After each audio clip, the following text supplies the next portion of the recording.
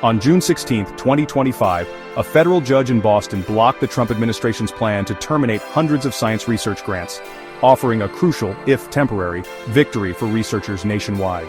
The ruling forces the National Institutes of Health to immediately resume payments, allowing labs to reopen and critical projects to continue. Judge William G. Young called the administration's actions arbitrary and capricious, halting the grant cancellations while the legal battle continues. Nearly 800 grants and $3.8 billion in funding were at stake, threatening research in public health and social equity. While this injunction is not a permanent fix, it restores hope and stability for scientists whose work was suddenly thrown into jeopardy. The administration's cuts targeted research labeled as ideological, including studies on diversity, equity, gender identity, and vaccine hesitancy. These projects had already passed rigorous peer review, but were defunded for political reasons, not scientific merit. The cuts disproportionately affected research benefiting minorities, women, and LGBTQ+ communities, raising concerns of discrimination. The administration failed to justify why these projects suddenly lacked value, undermining trust in the federal grant system. In Massachusetts and New York alone, nearly $1.8 billion vanished, threatening jobs, clinical trials, and years of scientific progress.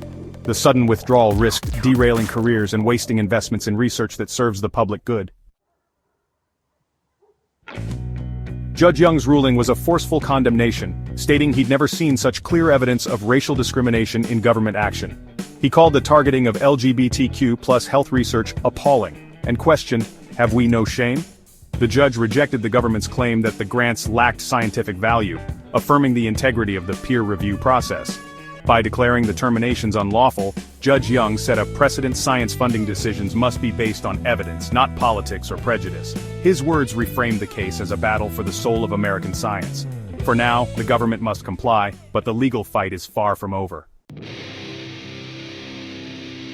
Even as scientists celebrate the NIH victory, another threat looms.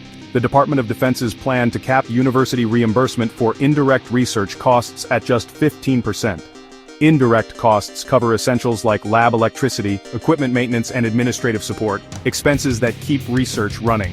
Most universities require much higher rates to break even. The proposed cap could make it impossible to accept federal defense grants.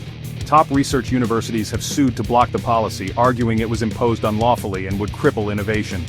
The legal challenge is ongoing and the cap hasn't been fully implemented yet. This fight highlights the broader struggle to sustain America's research ecosystem. These legal battles aren't just academic, they affect every American. Cuts to research funding slow progress on diseases, weaken our economy, and threaten our leadership in technology and national security. Federally funded science has given us everything from the internet to life-saving medical breakthroughs. The proposed DoD cap could undermine the partnership between government and universities that drives innovation and keeps us safe. Judge Young's ruling and the ongoing lawsuits are about defending evidence-based decision-making and fairness in science. Protecting research funding is a fight for a healthier, more prosperous and secure future for all.